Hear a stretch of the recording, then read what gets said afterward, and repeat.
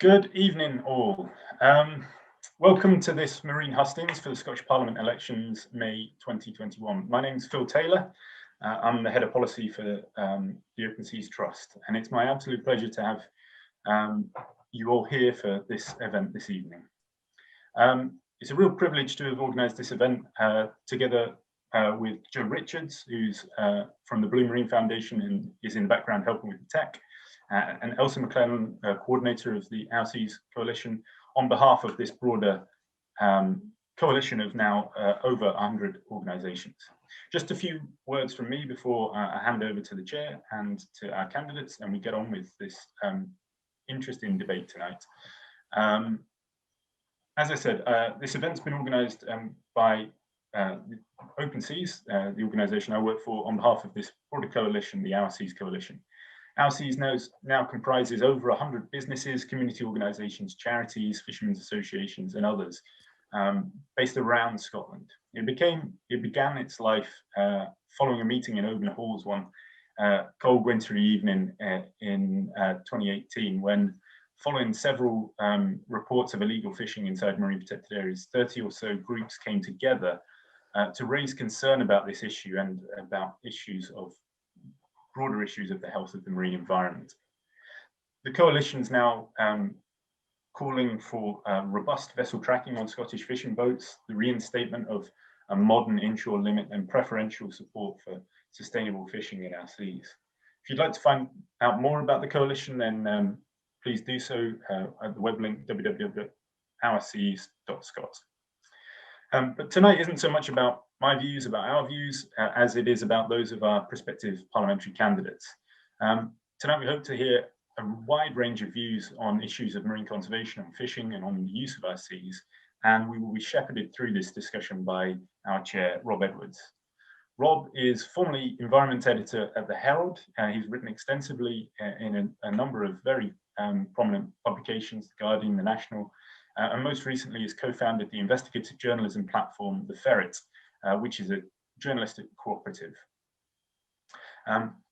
We've selected questions ahead of time, and those whose questions are being asked should already know.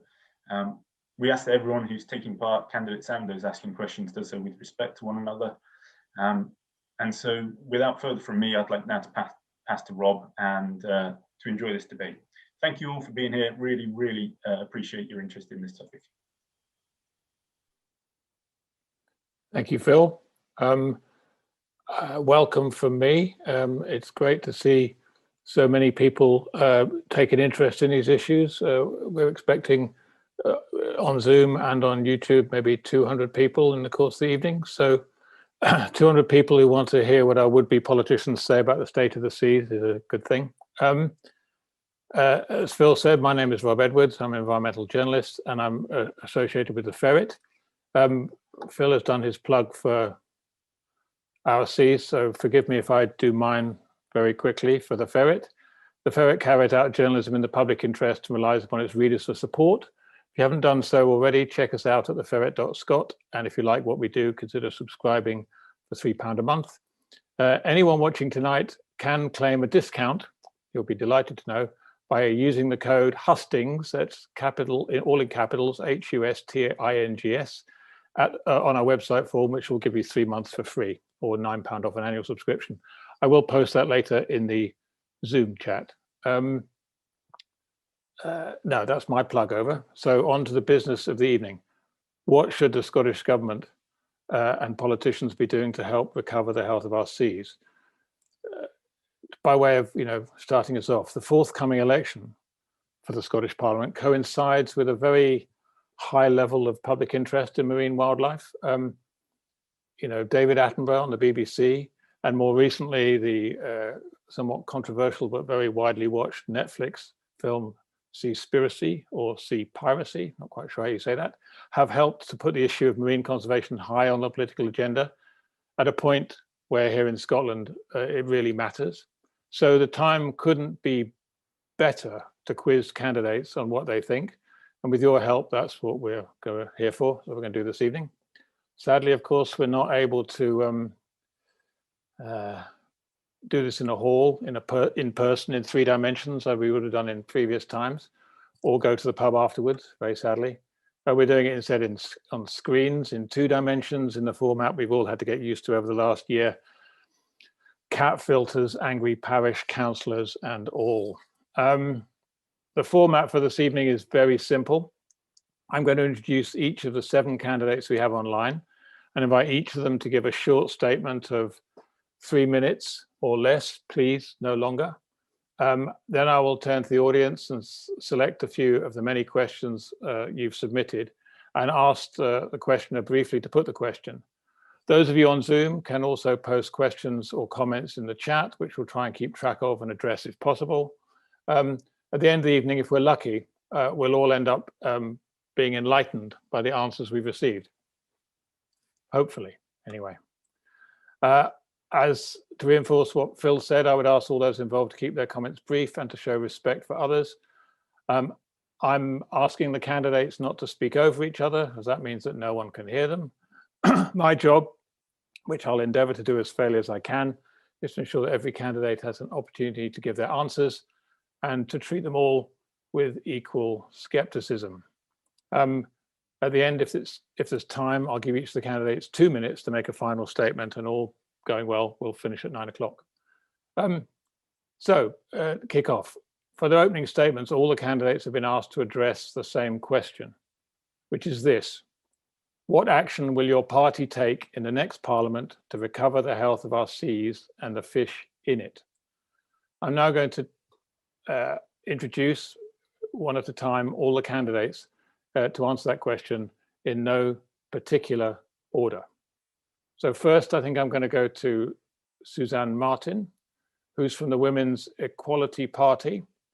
Suzanne, I'm told, works for a national mental health charity and says she's passionate about achieving gender equality and addressing the climate crisis. She's standing as a Women's Equality Party candidate on the Glasgow list.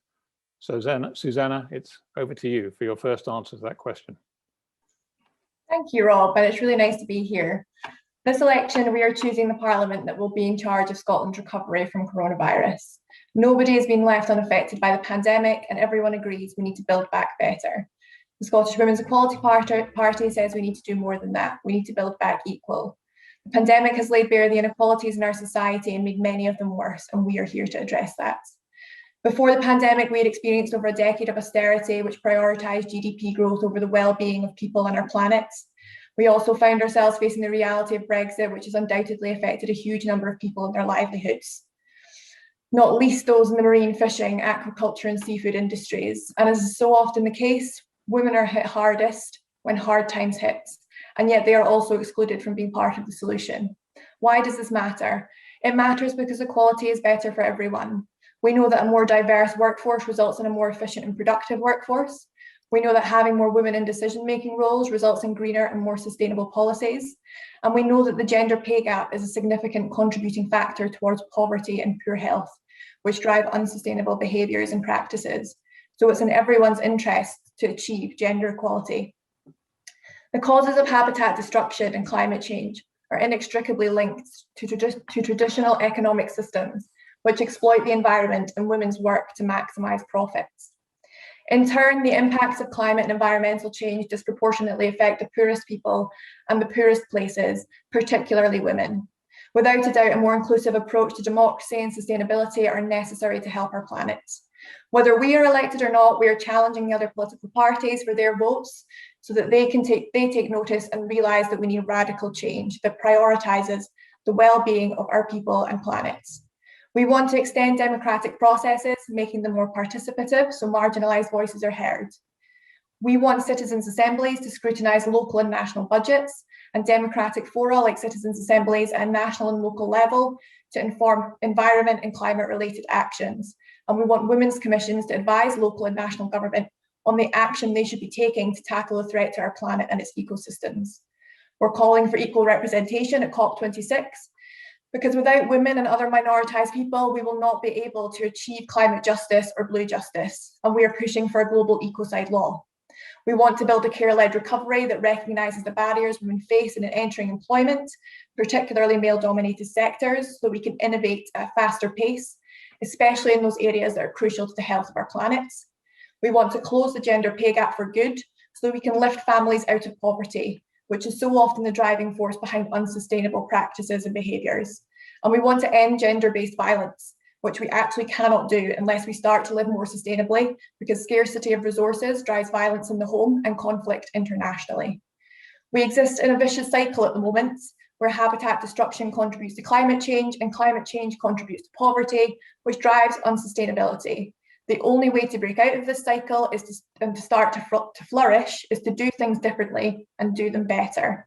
It's time to innovate and collaborate to make our industries more inclusive, resilient, and sustainable. And that must involve women. Thank you. Thank you very much, Susanna. That was a very broad-ranging answer. Not sure how much actually addressed the question, but anyway, we can come to that later. Next, I'd like to introduce John Cox from the Reform UK party, which I believe was formerly the Brexit party. John is chair of the North East Scotland Fisheries Development Partnership, previously set up the Scottish Seafood Association, was chair of the Murray Firth Inshore Fisheries Group. So John, what's your answer to the question? Thank you, and hello to everyone, and I thank you for inviting me along.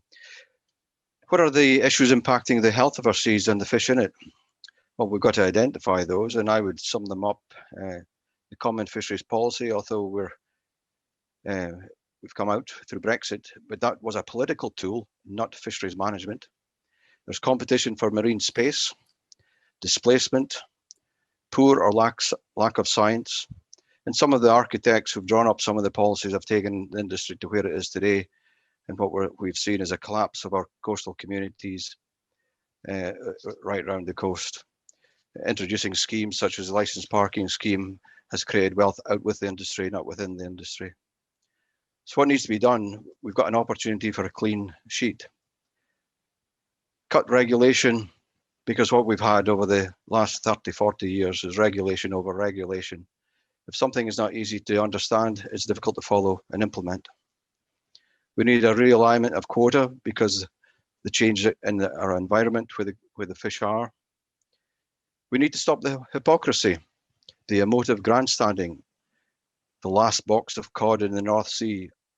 Some things like that have not helped the perception of the industry.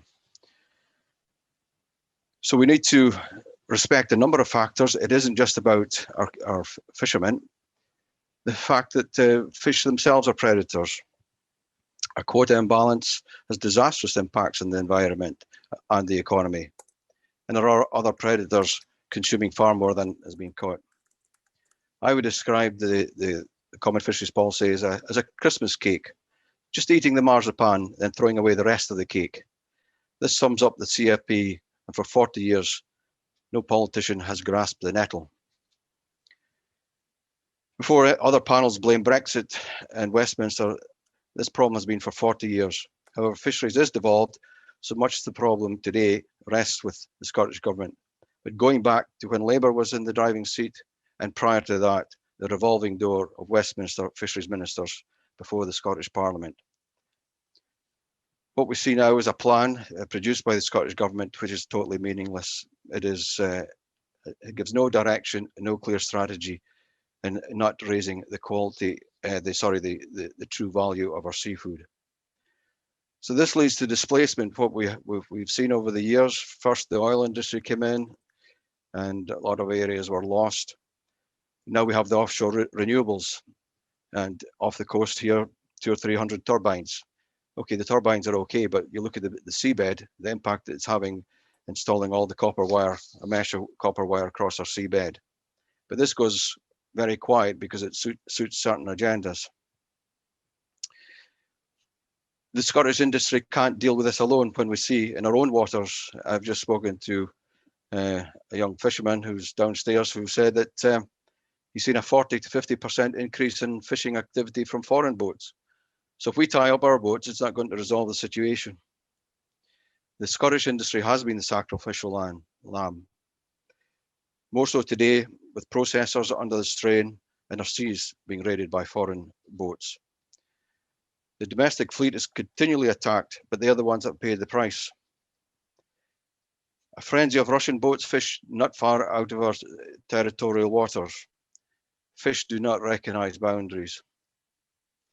So we have to look forward, start with a clean sheet, but more so and be more inclusive of the fishermen. That's those who go to sea, who can tell you what's happening, inclusive of our processors who know what the markets are.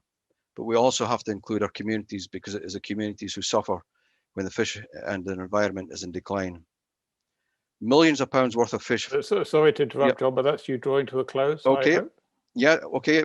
The CFP was broke the day it was drawn up. It has been reformed 3 times, so let's start with afresh. Thank you, Chair. Thank you very much. Sorry to interrupt there. That's all. Yes, interesting comments there. Emotive grandstanding. I'm sure we won't see any of that this evening. Marzipan. Never very fond of that myself, but anyway. Next, thank you very much, John. Next, I'll go to Aleister Carmichael, who's the Liberal Democrat MP for Orkney and Shetland. He's served as Deputy Leader of the Scottish Liberal Democrats since 2012 and was, of course, the Secretary of State for Scotland between 2013 and 2015. So, Alistair, can I ask what you think needs to be done to recover the health of the seas? Thank you very much, Rob, and good evening. I think, as we build back after COVID, then the effective, sustainable management of the marine resource is going to be absolutely critical to the recovery in our coastal and island communities in particular. Most of what I can talk about in 3 minutes, which isn't a great deal of time for a subject like this, will probably relate to the fishing industry, some to agriculture.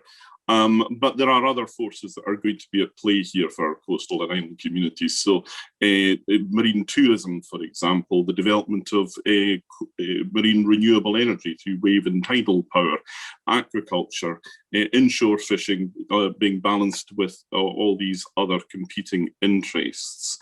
At its heart, I think we are going into a parliament where we will be making decisions that can set the course for the marine environment for the next generation. And that's why this discussion at the moment really matters. Essentially, what Liberal Democrats would like to see is a system of fisheries management that would be more localised in its construction and its execution, and which would bring together all the different competing interests. So it would have, as part of any management structure, not just the scientists and the conservationists, but the industry in its different iterations at the table. And because what is going to work for fishermen in my constituency in Shetland or in Orkney is not necessarily going to be the same thing that will work for communities off the West Coast. Post-Brexit, and I think you have to, I don't want to exhume that particular corpse, but you've got to recognise there's a lot still to be tidied up after that, if I can put it euphemistically.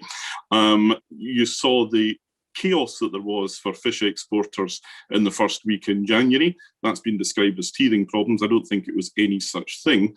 I think you've risked a number of systemic barriers there to exports unless we get that right in the future.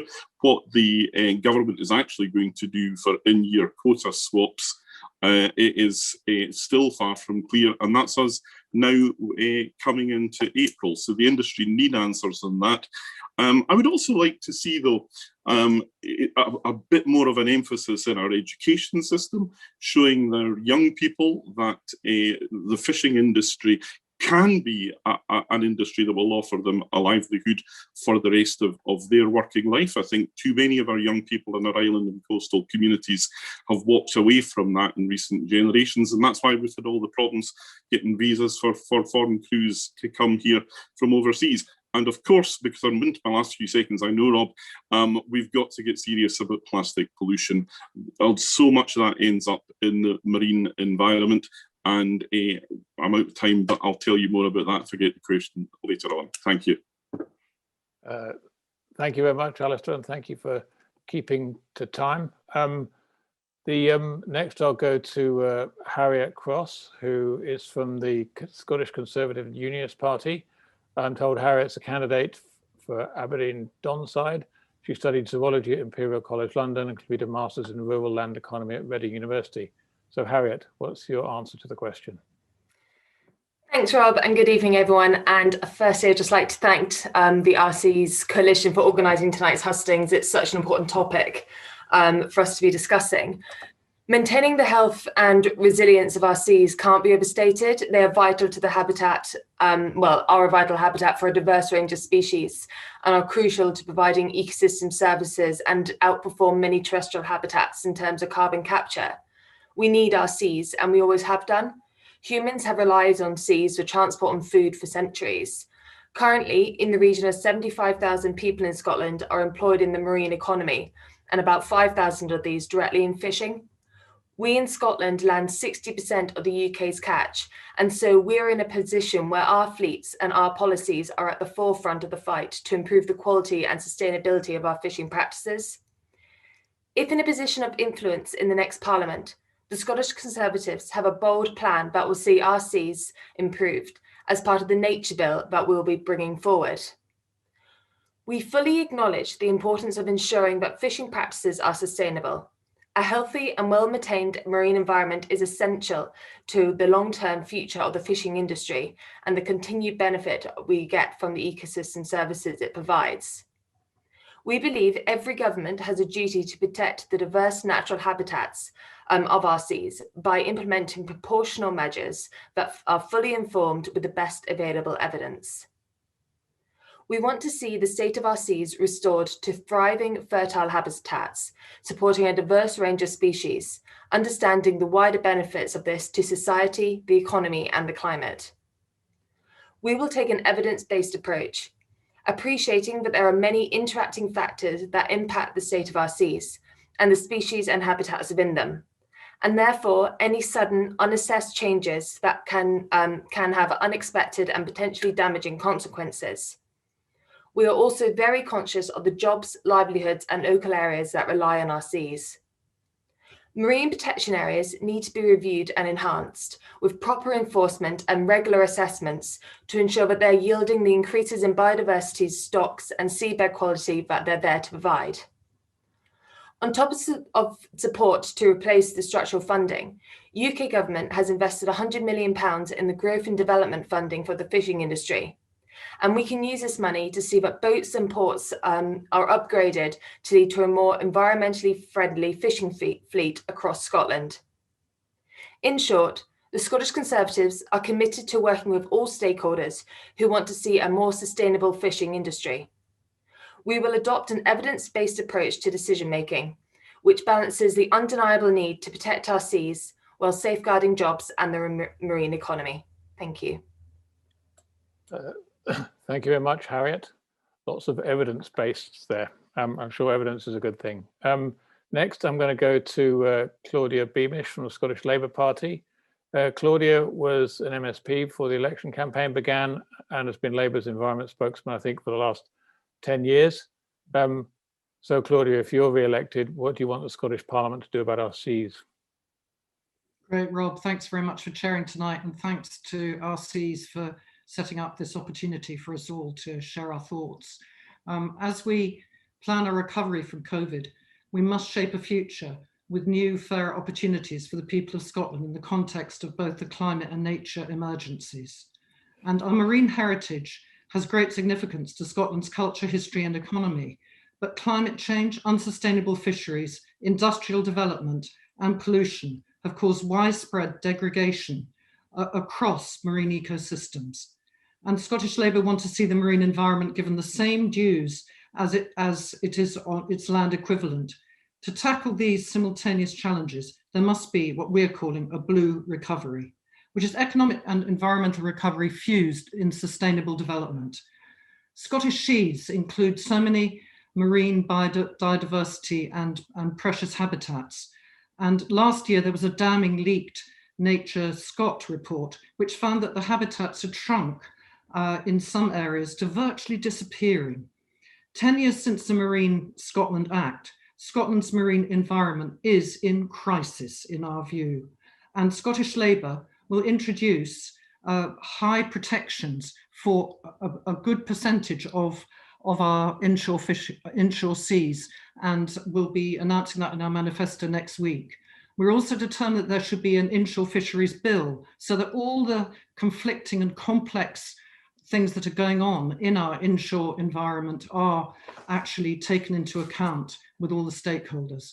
The NPA network is far too slow in progress, and management and enforcement remain key challenges, and these must be addressed. It must not be a series of paper parks. And sadly, illegal dredging remains a huge part of the problem, and we desperately need the rollout of electric monitoring. And it's a long time since the SNP government had promised this. So certain species must not only be cherished for their own ecosystem value and the ecosystem-wide benefits, but in their role in carbon sinks. And I have seen the precious delicacy of kelp forests and sand eels for myself in Housenish Bay when going on the very, very cold North Harris snorkel trail. Not to put anybody off, because it was really worth it.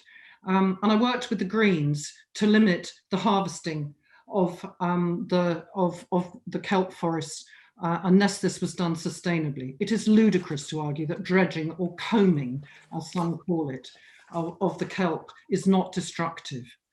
I've always striven to highlight the importance of blue carbon, and now in my new role as the COP26 spokesperson for Scottish Labour, I will promote the Ocean Conservation Declaration called Because the Ocean at Scottish and UK levels ahead of the summit.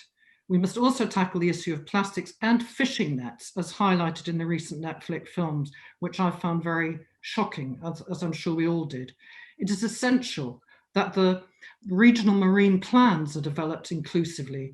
Marine tourism, sustainable fisheries, renewable energy, so much to accommodate. And in the next Parliament, the shortcomings of the aquaculture industry must be further addressed. We all know the status quo is not an option.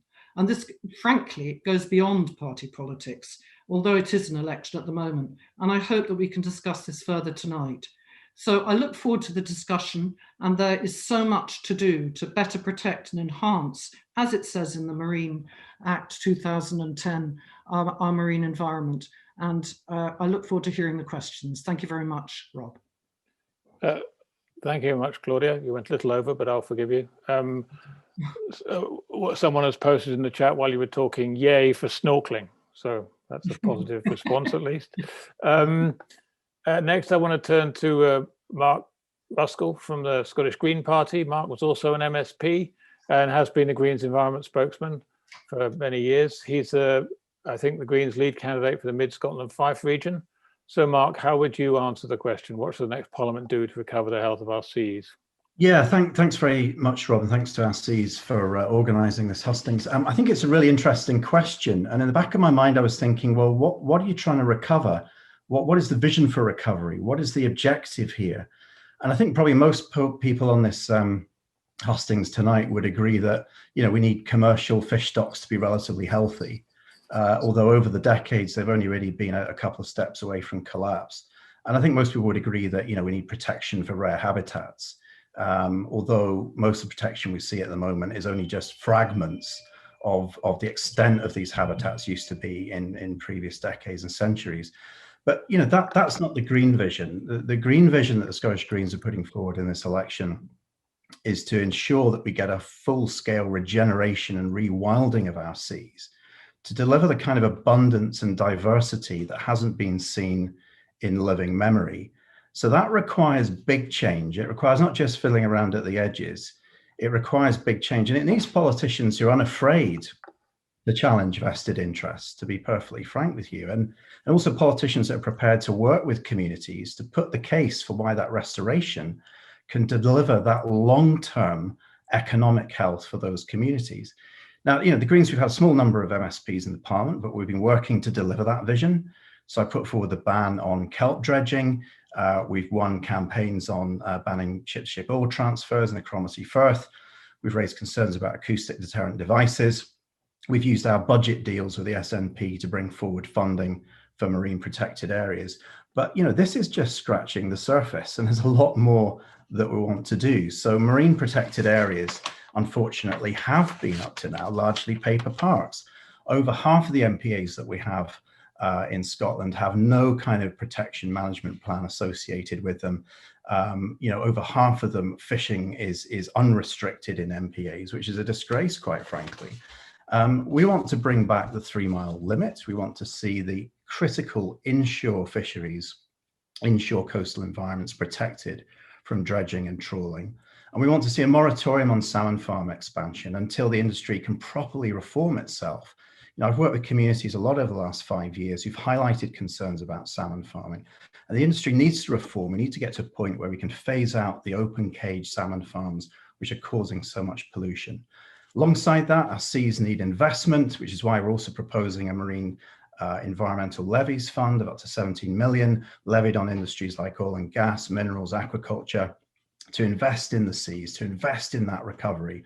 But we've got to be bold, and that's why I'd say, you should vote like the future of our seas depends on it in this election, and vote to put more Greens in the Scottish Parliament.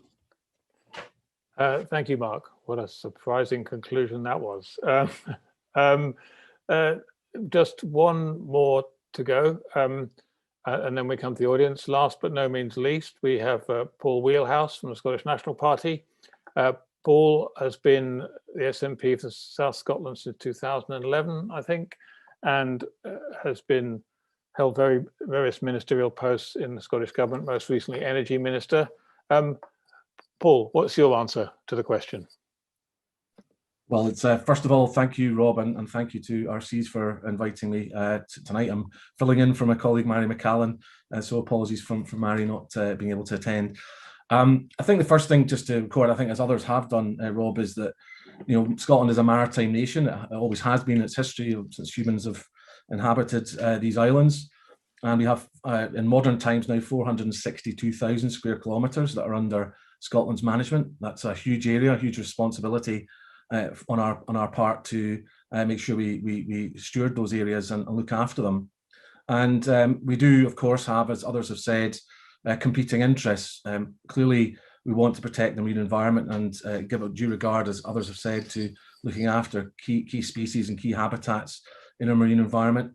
And certainly in my time as Environment Minister previously, I know that was an enormous challenge with growing pressures from different industries. Now I'm responsible for the energy sector. I'm seeing it from the other side, so it's quite interesting to have both sides of that argument in my own experience.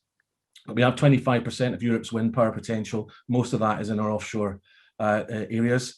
And clearly with the sectoral marine plan for offshore wind having been published in the latter half of last year, that's now set out some significant targets for growth in production of clean energy in our oceans. And that, alongside plans for marine energy to be rolled out, tidal and wave power, and existing pressures from oil and gas, future pressures from carbon capture and potentially from hydrogen production offshore. These are all competing interests. And of course, as others have said, we also have our fisheries sector, both the static gear sector and mobile gear sector. And these are traditional industries and many coastal communities are dependent on them. But we're also very fortunate. We have one of the, I think in Europe, certainly tremendous biodiversity. And my first parliamentary question back in 2011, going back a long way, was around basking sharks. So from the very beginning, I've been interested in the marine environment. And what we have to do is looking forward from the point of view of the Scottish Government, as was, and my party now in this election, is to try and take forward the future fisheries management strategy, which Fergus Ewing has outlined, contains a 12-point action plan to help us achieve our vision. And none of these actions will be achieved overnight, and many require further research and development. Indeed, we're doing great work in Scotland through the ScotMare programme, trying to understand the health of our environment, to understand how we can absorb additional pressure from industries like offshore wind without damaging keynote species such as seabirds. And in terms of the maintaining environmental standards, clearly we have seen Brexit happen. We are now out of the European Union ourselves, and certainly the Greens are keen to get back into the European Union. And from our point of view, we want to maintain environmental standards while we are outside the European Union, so we can facilitate as easy as possible a transition back into the European Union at some point in the future. But clearly, I think as Claudia was saying, climate change is also having a huge impact on our seas.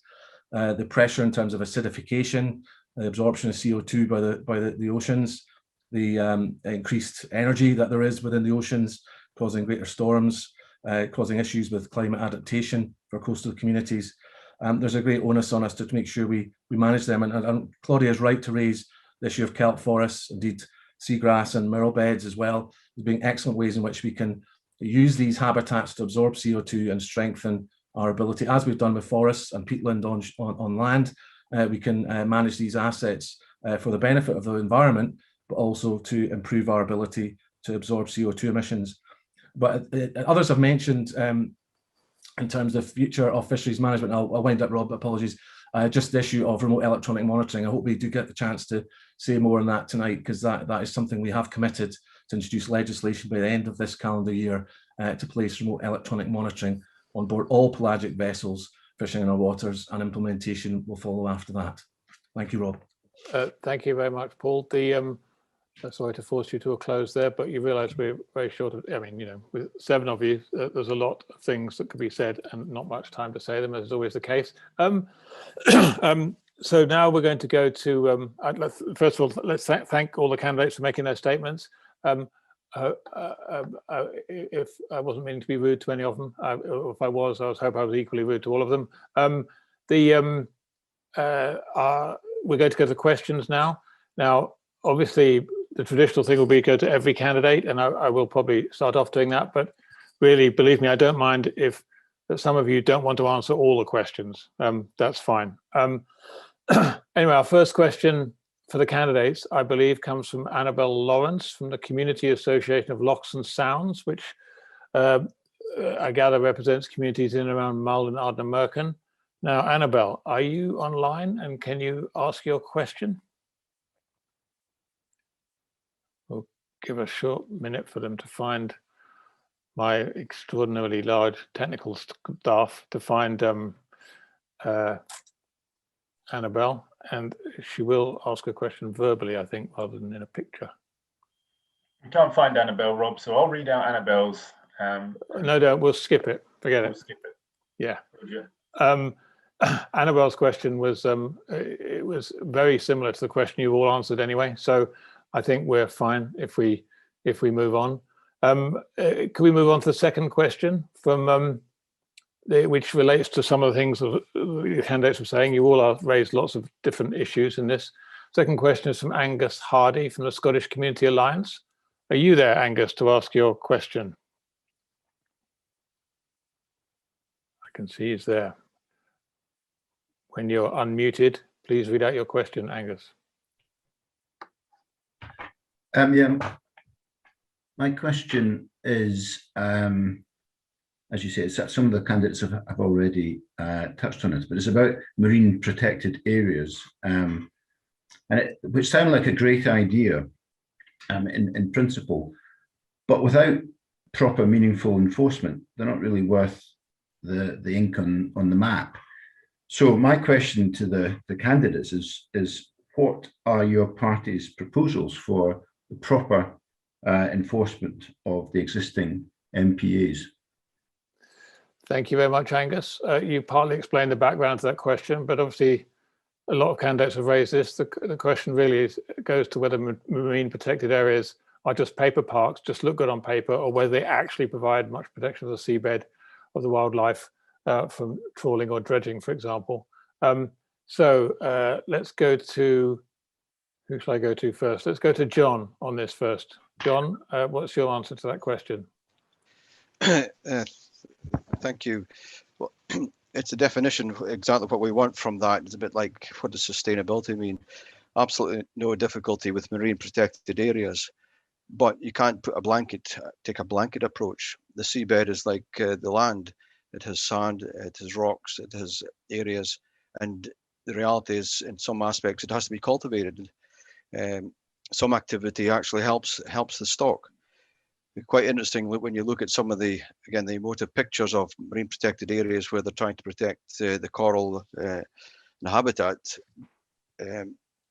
How can it be there if there's been so much damage?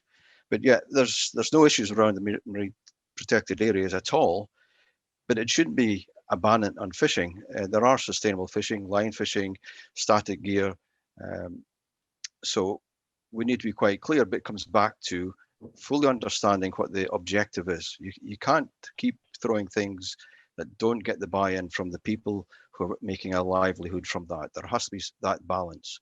So yeah, there's a place for everything, but let's not just make it a tick box exercise. And I think that has been the problem, where they've allocated places that really are not appropriate, because there's a lot of activity there in terms of fishing, but not so much the ecology can cope with that. You said the sea has to be harvested. Why?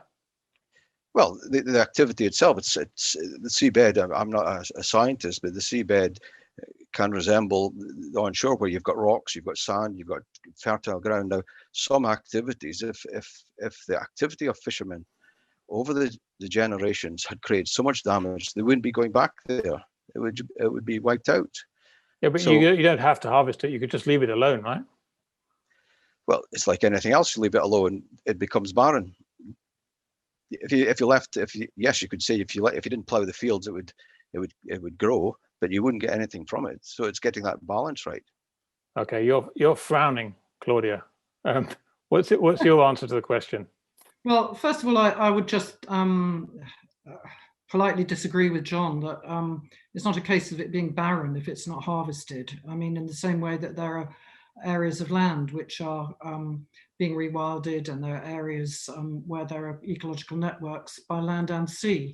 And I think it's important to recognize that the marine protected areas, to go directly to the question, do not have the management to start with in many cases, which is appropriate, and then and has buy-in and discussion from those who are involved, and then also the enforcement. We have 2 boats only in Scotland. Now, I know that money is short and there are massive challenges in so many ways, but if there was the possibility of the satellite on all boats, even small boats, then that would cause, there would be less problems of the dreadful situations that happen. I mean, Lamlash Bay is an example of somewhere which I went to with Coast a few years ago, and that was a no-take zone where things were in a very bad way because of the dredging and the overfishing, and then the recovery is very quick. But we have to acknowledge that we need robust protection for our inshore seas, and that some of the ways that things are fished, especially where there are very precious marine features such as flame shells, are just simply not appropriate, and we now recognize that. So we need to look to sustainable futures such as static gear and other ways like hand diving of scallops and different things that can support communities but which don't damage our seas. Thank you. Thank you very much. Harriet, for the Conservatives, what's your answer to the question? How do we, are marine protected areas paper parks, can we make them better? We can certainly make them better. Everything can always be made better. The idea of them being paper parks, I appreciate, which is why we're pushing to get them enhanced, and whether that's to reduce the current number and actually have them more focused on areas that really need protection, rather than sort of have them spread out, because that will allow larger areas where biodiversity can congregate and build together. You need areas of disturbance in order for ecosystems to grow, and you need that in order to allow climax species to come in. So if we can have special areas which are actually really targeted in areas where conservation is 1, possible, 2, needed, and 3, where actually you're pulling in the different species which already exist, that will really make a big difference in actually moving these to be something that are more important. On top of that, and which I was coming back to in my opening statement, we need to actually be assessing the quality of the marine protection areas more often. There's no point having them if we can't actually state what the condition they're in, if they're getting better, if they're getting worse, and what we can do about it. And then thirdly, monitoring. Of course, there needs to be more protections. I mean, as Phil said in his introduction, the fishing in MPAs and things like that, that can't be going on. And that's the point. We need to make sure that we can ensure, whether that's by more local monitoring or more enforcement or harsher enforcement, that people are not going to use the marine protection areas for anything other than protecting marine life. And the rest of the seas then can be sustainably fished in a different way, but leaving these areas for their purpose of regeneration and rebuilding the seas. Thank you very much. Suzanne from the Women's Equality Party. What's your view? Well, I can't disagree with a lot of what Harriet has said there, and also Claudia. It's clear that, you know, tracking devices are needed in order to make sure that, you know, we're not seeing this, you know, this harm in these marine protected areas. And it reminds me somewhat of wild land areas, which were introduced by the Scottish Government a number of years ago, which I did a lot of work in this area, and there has been a lot of enforcement in protecting wild land areas, but there doesn't seem to be a parity of esteem when it comes to the seabed. Clearly, you know, the marine protected areas are not seeing the same level of enforcement as we're seeing for wild land areas. You know, and there should be the same level of enforcement. It doesn't appear that MPAs have any teeth behind them at the moment at all, and that needs to change. And I would say that it probably is, you know, a paper exercise at this point in time. Thank you very much. So I think I'll go to Paul next. Inevitably, Paul, because you've been in government for years, a lot of these things are going to end up on your plate. You know, and part, of course, the background to this is lots of evidence that the marine protected areas aren't really working in protecting marine areas. I hesitate to mention the ferret again, but we reported in July 2020, actually I don't hesitate to mention it again, that a Scottish Government study had found that less than 1% of the trawling and dredging around Scotland's coast had been covered by controls in marine protected areas, and the researchers paid by the Scottish Government warned in which the way in which marine protected areas have been presented as claiming to provide protection was misleading. So is that fair? Are you going to do better on marine protected areas if you get elected again? I suppose the first thing to do, Rob, is to acknowledge there's a problem to be fixed, and there is clearly a need to strengthen monitoring, and that monitoring is key to enforcement. So the remote electronic monitoring that I mentioned very briefly earlier on is, I think, going to be critically, or it sort of touches on some of the points that have been made by Sue and other colleagues before, around what we actually do to police this, rather than just have a sort of paper designation as has been dubbed. So in terms of actual measures, there's certainly, I think, plans for around the remote electronic monitoring to be out for consultation in regards to the pelagic vessels, and also to add to the existing scallop dredging scheme that's in place already. So as I understand it, as I'm not a specialist in this particular measure, that the consultation is planned to commence shortly on the pelagic fleet. So that hopefully will have a benefit in terms of we can get a range of views from not just from the fishing fleet itself, but also from environmental stakeholders on the value of that. And also it's worth stating that they're across the network of MPAs, we've now got about 37% of Scotland's waters covered by MPAs. So once we do strengthen the monitoring and the policing of these measures, that will provide a significant level of protection for the environment above the Convention on Biological Diversity target of 30%. So we are heading in the right direction. Have we done enough? I suspect possibly not, but that's where, you know, the next Parliament we can look more closely, as Claudia said at the very outset, around the sort of blue economy and blue carbon agenda, as well as protecting vital fish stocks. And I'll not recover the ground that Claudia did, but I would politely again disagree with John Cox and his assessment. Certainly, if you do leave areas untouched by fishing, we do know that they recover, and they're fundamentally very biodiverse.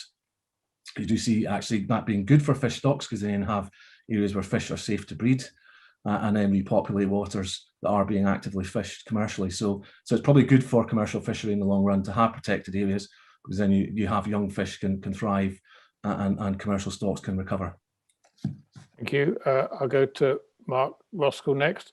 Noting before I do that Angus, who asked the question, has posted in chat that stressing that the question he was really asking was what you would do to bring about proper enforcement of MPAs, not whether they're effective or not. And maybe I've let the conversation stray a bit onto that. So Mark. Yeah, I made some points of that in my original remarks, but yeah, I mean, I think to go back to electronic vessel monitoring, this is absolutely critical. And, you know, Paul, we brought this forward in a debate in the Scottish Parliament back in 2018. Parliament agreed to a widespread rollout of electronic vessel monitoring, not just in the UK fleet, but for foreign boats as well. And to be honest, I've seen a real lack of progress from the Scottish Government on this. I mean, the technology exists now to apply this to every level of boat, every size of boat. It doesn't just have to be applied to the pelagic fleet, it can be applied across the entire fleet. And I think that's one really practical measure that can be put in place very quickly to police where MPAs are being dredged out and damaged. And I would say to John, it's just disappointing that you're not so looking at the science here. I mean, maybe it's because we've got so few no-take zones to show a really the benefit really to the fishing industry of having that recovery within communities. But I think there's good evidence globally to suggest that if you can put in really strict levels of protection, then you get a wider ecological benefit that does have an effect way beyond that no-take zone area, and that can benefit particularly inshore fleets. So looking to bring in a diverse range of seafood products, not just the kind of dredging for langoustines, fishing at the bottom of the food chain as we're doing at the moment, but really bring in a whole range of different products that are there to supply local markets. And I think that's where we've got to look at. We've got to look at combining the ecology and economy together. And we need to do that working with the inshore fisheries sector to do that. But we do need buy-in, and we do need to see enforcement. If there's a fishing boat coming in and it's raiding an MPA illegally, then that's piracy. That's piracy because it's raiding the public interest. It's taking away and it's stealing the public interest away. And then we need to come down hard on that.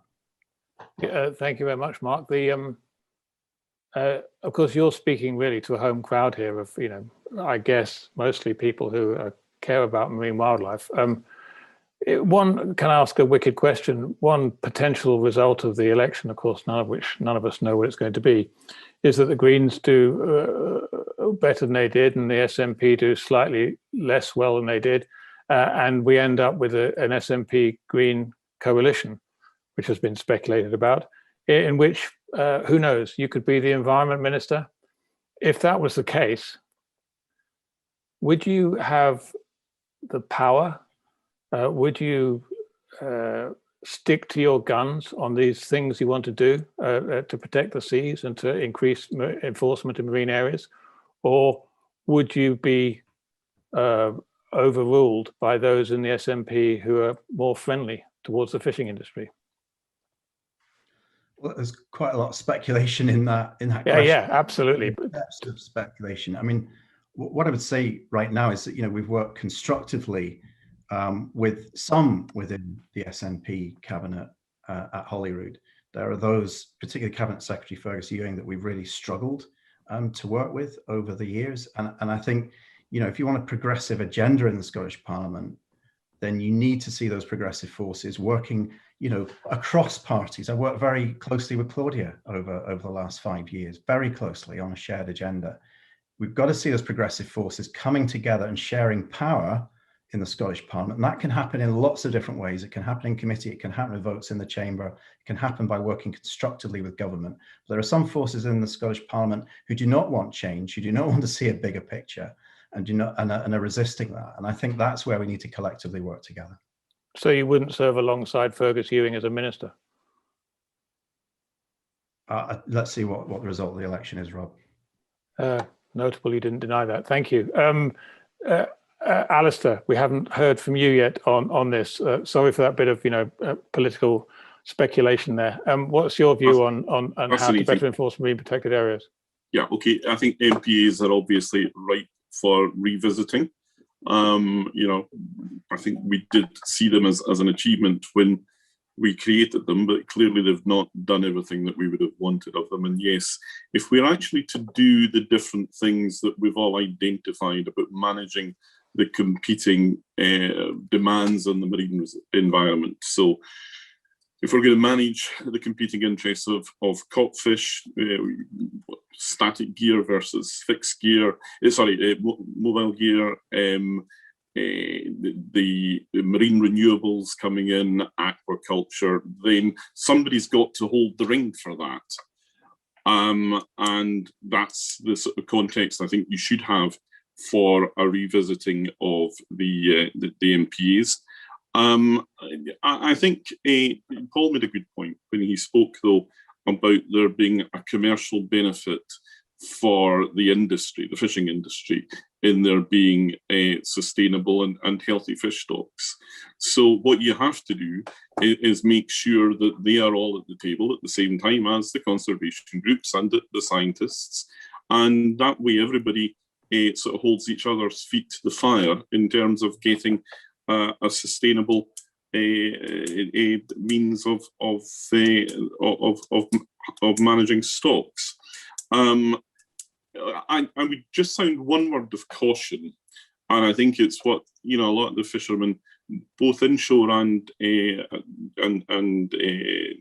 deep sea, will tell you, and it is that we're coming out, hopefully, of a period of chronic mismanagement of fisheries for decades now. And there are an awful lot of things that need to be put right.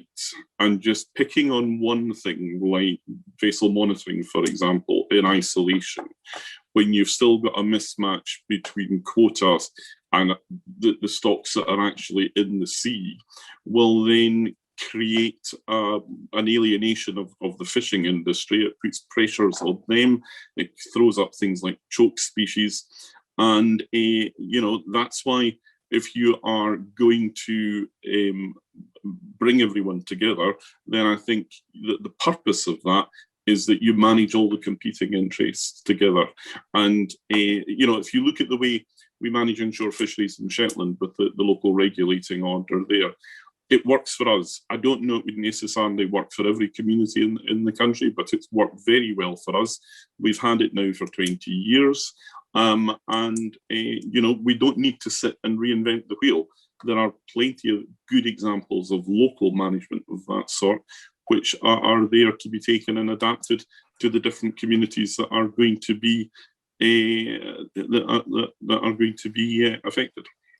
Thank you very much. I'm very aware that there's a whole series of questions being raised in the chat, and we won't have a chance to get around to all of them. So my apologies in advance to all those who are raising them. These will be recorded, of course, and raised at other cases. I don't know whether you're still online, Angus, who asked the question, whether you'd like to give a very brief thought on what you thought of all those answers. I don't know if you can hear me. I can hear you.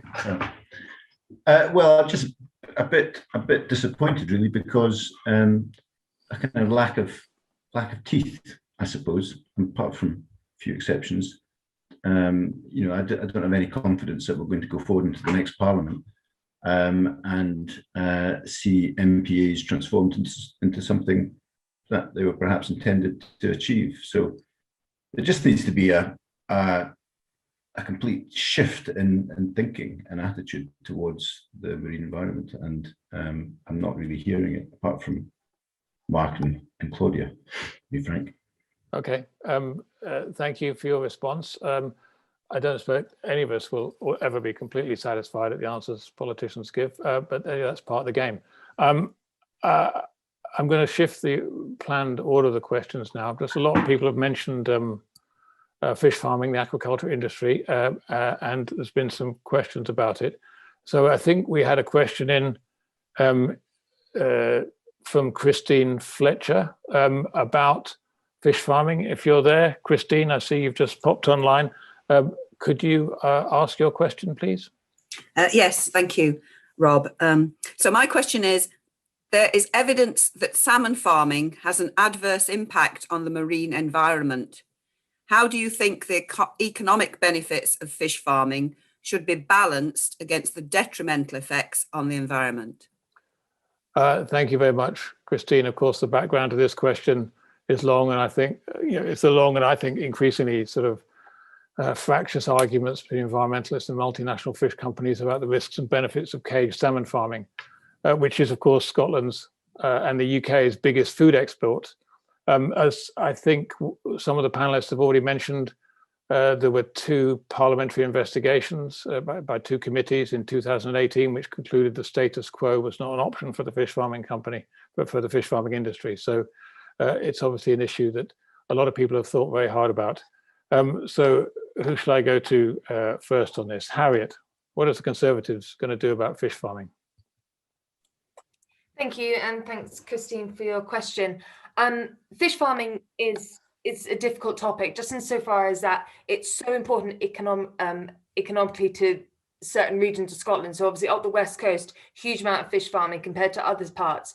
So it's really difficult to sort of judge the impact economically on local areas across the whole.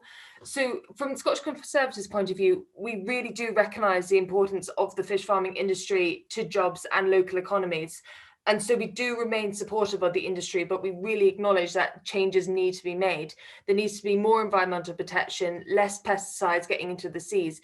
And how we do this, whether that is direct enforcement, incentives, I don't know the answer to that, and I'll be honest with that, I don't know, and I don't think anyone actually has a clear answer at the moment of how it's done. All we do recognise is it needs to be done, and that will need input from stakeholders, such as those who run the businesses, those involved in marine and environmental protection, to see how we can bring it together to ensure that we keep the economic importance of fish farms to Scotland as a whole and certain communities in particular, while also balancing the impact that they are having on the environment. Some people might argue that in order to deal with this problem, you need to face down the very powerful lobby of the fish farming industry and take the Scottish Environment Protection Agency off its leash. Would you do that if you were Environment Minister?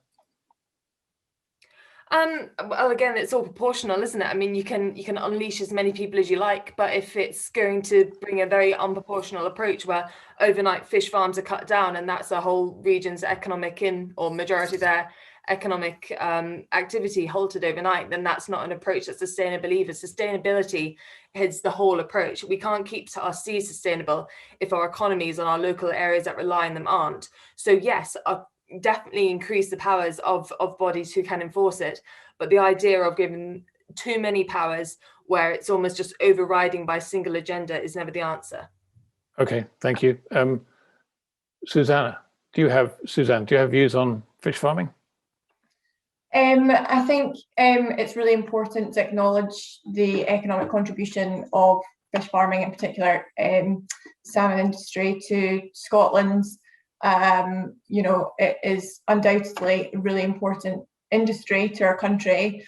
Exports, generate hundreds of millions of pounds each year, and the sector employs thousands and thousands of people. So I think that whatever solutions we come up with, we have to bring the people that the industry employs to the table, and the companies that are fish farming to the table, and make sure that the economy, the contribution that it makes to the economy continues. And I think there's good examples internationally of where sustainable or potentially sustainable alternatives are being tried. A lot of them aren't necessarily that economically viable at the moment, but I think we should certainly be looking at those international examples and trying them in Scotland as a potential answer to this problem. So I think we have to look internationally, we have to look globally, and we have to start coming up with solutions quickly. And we shouldn't be afraid to do that, even if it isn't economically viable in the first instance, because we do need those solutions, and they will become economically viable eventually if we start working on them now and innovating. Thank you very much. Mark, I'll come to you next. I think I remember you saying that you wanted to phase out open cage fish farming. So if you do that, aren't you going to destroy lots of rural industries on which rural economies depend? No, and actually I think if we're smart about the way that we regulate, we're smart about the way that we offer licenses for fish farms, we could actually see more innovation in technology. I mean, this is a hugely profitable industry. The price of salmon continues to go up. The global market for salmon continues to go up. What they're doing in Norway is they're saying, okay, you can expand into new sites, but only if you drop open cage, open pen technology, which has been responsible for a lot of the pollution problems that we've seen, a lot of the issues with parasite transfer, a lot of the issues with genetic mixing with wild fish. So companies are actually investing. They are actually growing the salmon farming industry in Norway, but they're investing millions and millions into technology that is closed containment, And the bar is high. And if you don't come forward with an innovative solution to the problems, you don't get a consent, you don't get a license to put a fish farm in place, you don't get a consent to expand your industry. It's unfortunate, but what we do see is Norwegian-based multinationals then dumping their open pen technology in Scotland and in Iceland. Actually, I was in Iceland a few years ago, and they were saying, we've got the same problem. We've got open cage technology being dumped by Norwegian firms. Why is this happening when Norway looks pretty good? So, you know, this is an industry that has to live within its ecological limits. And unfortunately, you know, for the government to support a target of doubling the size of the sector without a clear route map to protect the marine environment, which is so essential for the industry in the first place, is just a recipe for disaster. And unfortunately, the outcome of the two inquiries in Scottish Parliament is that, in my opinion, the Scottish Government has not taken on board the seriousness of the crisis that we face within salmon farming. So, as an obvious point to come to you, Paul, has the Scottish Government been soft on the fish farming industry? Should you be doing more? Well, I suppose I should hold my hands up, Rob. As you may recall, as the Minister took the Aquaculture and Fisheries Act through Scottish Parliament in 2013 that put in place the current regulatory environment, which itself was a toughening up of the rules, but clearly from what other colleagues are saying, they don't feel it's gone far enough. I suppose the first thing to acknowledge is the industry has, you know, a significant economic footprint, and as Islands Minister, you know, I'm very conscious of the impact it has on our islands, including communities that Alistair represents, but others all the way down the west coast, as Sue has said, is a very important sector for local jobs. So we have to get this right. We have to get this balance right, because it is about, you know, trying to do something that sustains local communities, but at the same time doing it with respect to the environment. And if we haven't got the balance right, then clearly, you know, we would have to look at what more we could do. But Mark is right to recognise there are models that can work in terms of recirculation facilities. We've got some in Scotland already, actually, in terms of hatcheries, such as at Loch Eilert, Maui. Formerly Marine Harvest built a very large hatchery there, which is entirely kind of self-contained, and even uses sludge for anaerobic digestion. I think that comes from the bottom of the fish cages there. So there are some solutions that are reducing the impact already. But in terms of open cage technology, I think the vision the industry had when I was certainly back as Environment Minister dealing with this sector was to try and go further offshore, because the evidence suggests, Barra being a good example, there's a site, a Mohi site in Barra, which has virtually no sea lice infestation, or at least when I was last responsible for the sector, had a very low level of sea lice infestation because of the strong flow of water through the site, and the high energy site they had meant that the fish were naturally quite healthy. They were good quality fish, and there was very minimal need for use of peroxides and other chemicals. So it may well be about being a bit smarter about where we put cage technology, if there is continued use of open cage technology. We obviously put in place a system of fisheries management areas to try and improve coordination of tackling sea lice infestation and reducing the contagion, if you like, between different areas where fish farming was happening, and that's important. But clearly, I've not been privy to the parliamentary inquiries, Rob, so I don't know the detail of what's been suggested there about steps that could be taken to improve the performance of the sector. But I'm sure, because of the interaction I've had with the sector, that they are keen to address the issues that they have in terms of public perception, because any industry can only continue when it has a strong social license. And for the industry to obviously continue its good track record of exporting product from Scotland and indeed selling to the domestic market, it needs to prove to customers that it's taking these issues of welfare seriously. And obviously the interaction with the wild fishery is obviously important as well. So I'd certainly be supportive of working with industry to tighten up standards. But the other just final thing I would say is that we've got a real excellence in Scotland in research and development in aquaculture in terms of the Aquaculture Innovation Centre, the work that SAMS do at Arto in Argyll. And we do have the intellectual capability in Scotland to actually improve the industry from within Scotland. I'd like to see, as we are seeing now, significant funds being invested in that. Yeah, lots of questions about issues being raised by fish farming coming up in the chat. You know, the use of acoustic deterrent devices, or the impact on wild salmon, use of pesticides, and so on. So what I take it from what you just said, that if you were a minister in the next government responsible for this, you wouldn't be phasing out open cage salmon farming, you'd be trying to improve it, but you wouldn't.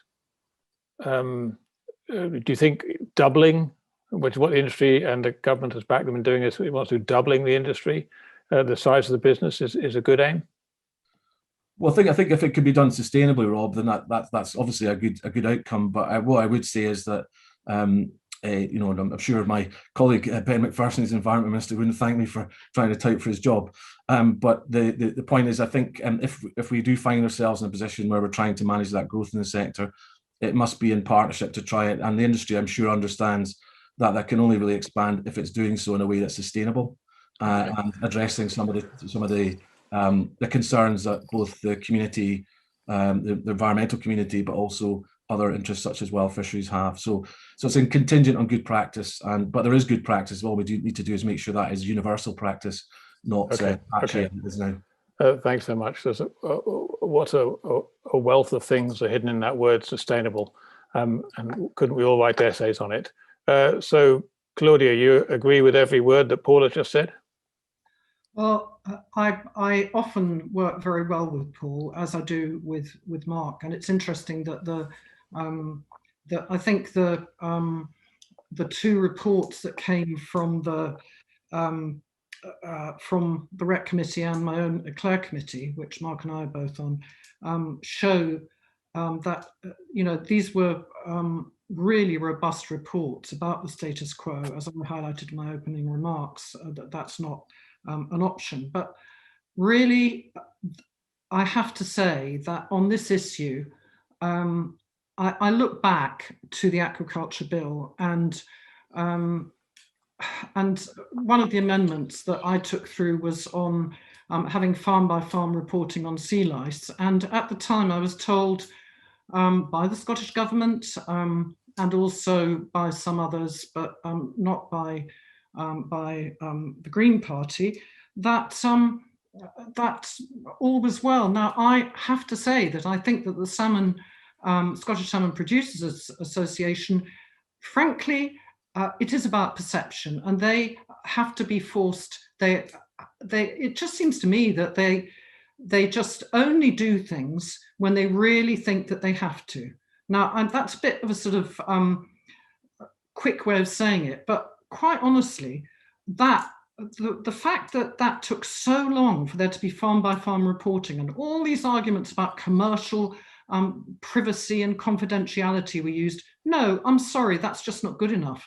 And the same goes for the shocking mortality of salmon in the industry through sea lice and through other things that we don't have time to go into at the moment. But this is an animal welfare issue as well. And many people will have seen the films of salmon being eaten alive, and they will say, oh, well, this is only in some places. I'm sorry, I feel that this needs to be dealt with. If this was the sort of mortality that we had on land, on our farms with sheep and cows, then there would be a lot more of a fuss about it. And I think that we do need to note that that the same companies are working in Norway and looking much more towards closed containment. Both, you know, I think it's Maui, they're now called, but Marine Harvest, you know, are doing that. And I think for the sake of our seas and the seabed and the salmon and the wild salmon, and for the jobs of the future, we have to get this right. And really, there needs to be a significant amount of change if this is going to proceed. Thank you very much. I've still got two more to go to, I think. Alistair, fish farming is obviously a very important issue in Shetland, a very important industry in Shetland. Should it be better controlled, or should it just carry on expanding? Well, it can always be better controlled. You know, that's not something that's unique to fish farming. Just before I come to that point, though, we've spoken just about salmon. There's a lot more to aquaculture than salmon. You've got mussels, you've got trout, and you know, these are all sectors that have a massive economic significance in communities like the ones that I represent. Particularly if you look at the Shetland industry, how it operates. You know, you've got significant numbers of people, I mean, 3 figures, working in the Cook processing plant in Mid-Yale. Now, if you took that away, you would really need to go some to replace these jobs. And that's the story that you find replicated throughout the Northern Isles, and I think probably throughout the West Highlands as well. I think there's a lot more that you can be doing here. I think that this is around stocking density and good husbandry. Paul spoke about deeper water and faster water being something that would contribute to healthier fish, and we know that that's the case. And there's a lot that we can all do as individuals by virtue of the power we have as consumers. So, you know, certification standards when it comes to marketing the salmon, the mussels, whatever else it's going to be, allow us all to make informed choices. But, you know, these, it comes back again to taking a holistic look at this. The money that comes into Shetland and to Orkney through aquaculture is money which is very, in large part, recycled here. So, you know, it's not just, as somebody said in chat, Mac jobs. There are very good, well-paid, highly skilled technical and professional jobs associated with aquaculture in the Northern Isles. That keeps the social mix that you need to have. And it keeps money going into local shops, going into post offices, going into other local businesses as well. So, you know, tread carefully on this, please, if you will, because regardless of how it may look to you from your community, from our end of the telescope, in our communities, this is massively important. And, you know, I actually agreed with quite a lot that Mark said about the carrot rather than the stick in terms of improvement.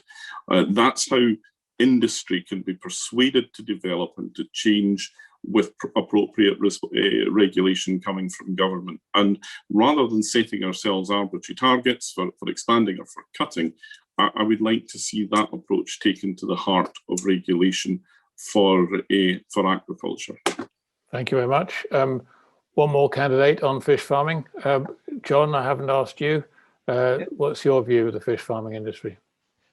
I've got to agree a lot with what Mark said. I think that is the way to deal with it. He's absolutely right. The displacement from Norway and where the real profit goes back to rather than a domestic industry.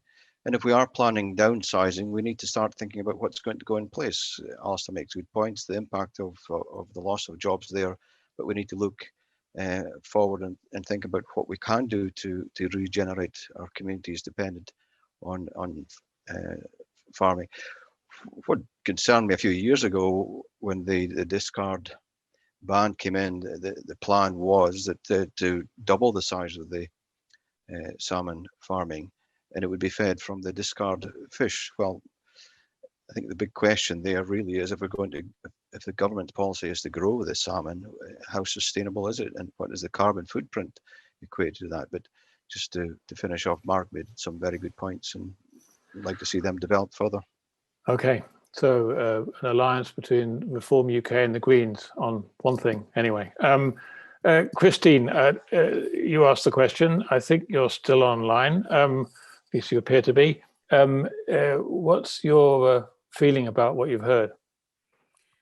Well, it's interesting, but I just can't. I just worry that that anything that's been proposed just doesn't have any teeth.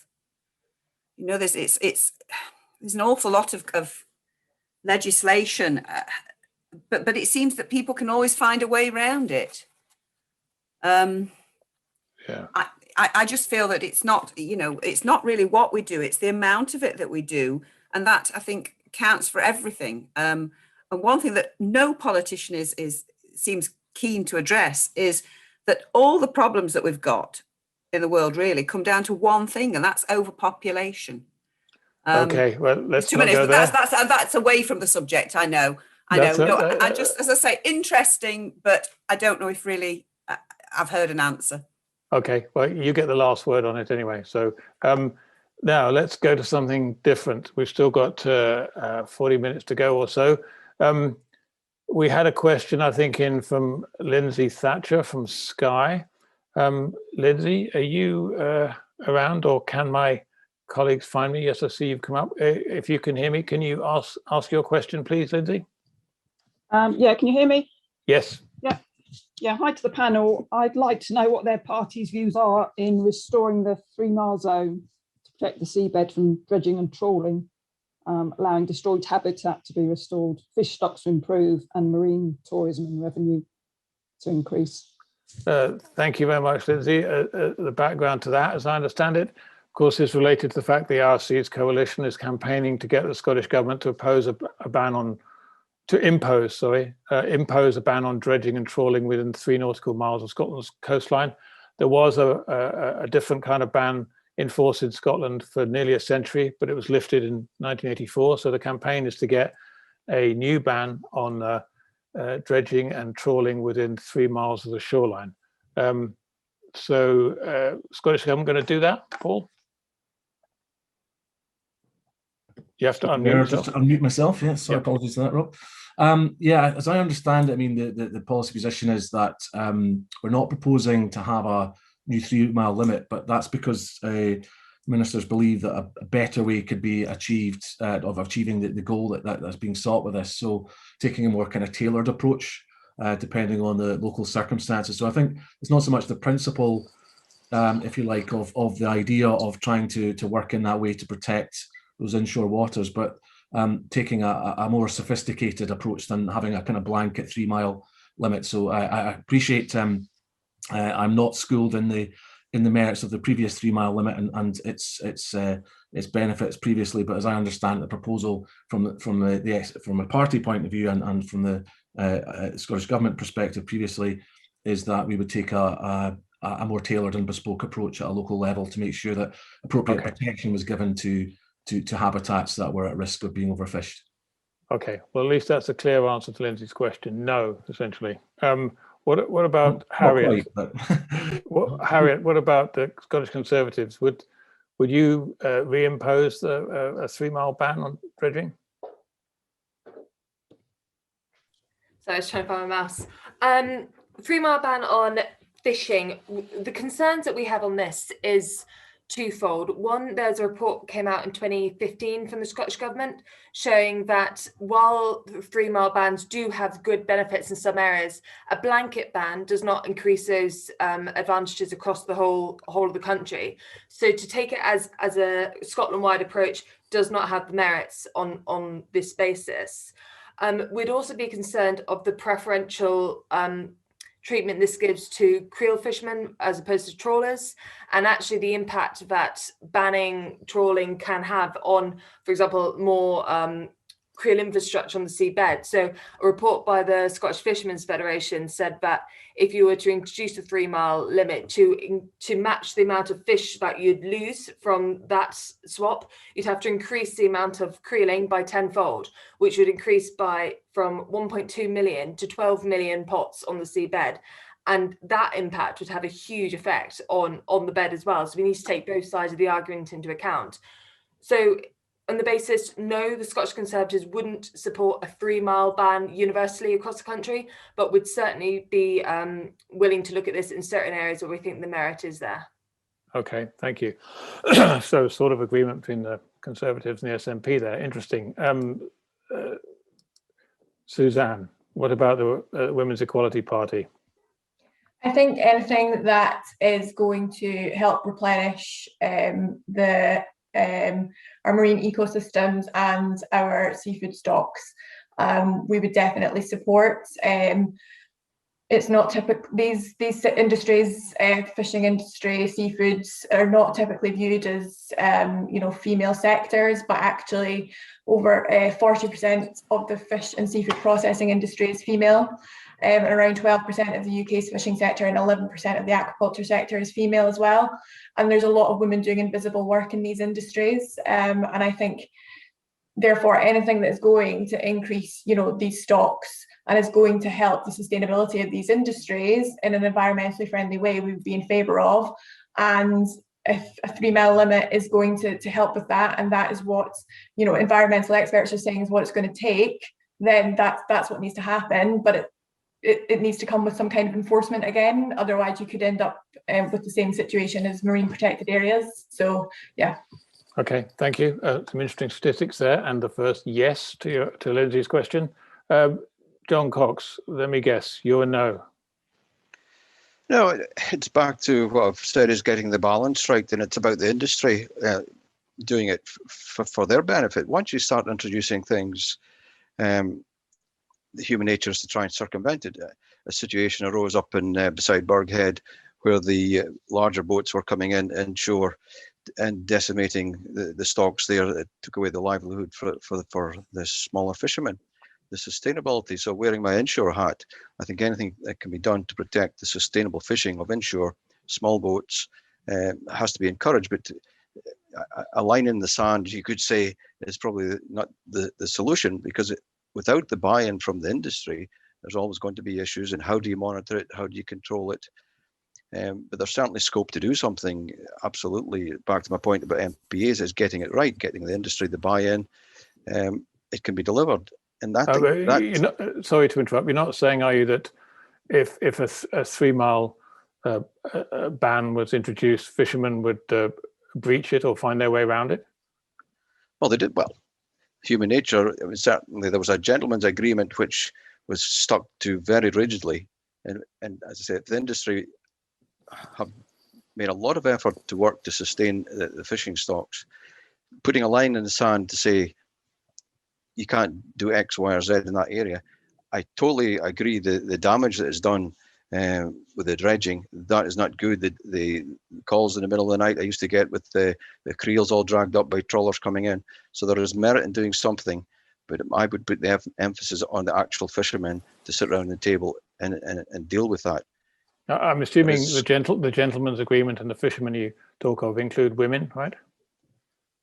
Well, I would include everybody. That would include the community as well, because they have them. They suffer from any impact. So the industry, whether it's female or male or whatever, just people working in the industry. Okay, Alistair, what's your view? Okay, just listening to John there, I never understand why so many people in politics these days talk about lines in the sand. Surely the whole point about a line in the sand is that they're not supposed to be permanent. You know, this is something where we do actually need to have a fresh way of looking at it.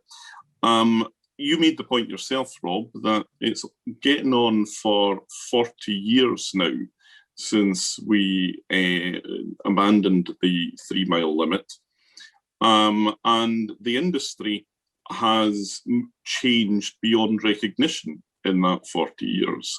So, you know, the sort of inshore fleet that we had on Isla when I was growing up there in the 70s and the 80s, possibly as a consequence of that change, possibly because of other factors as well, is largely gone.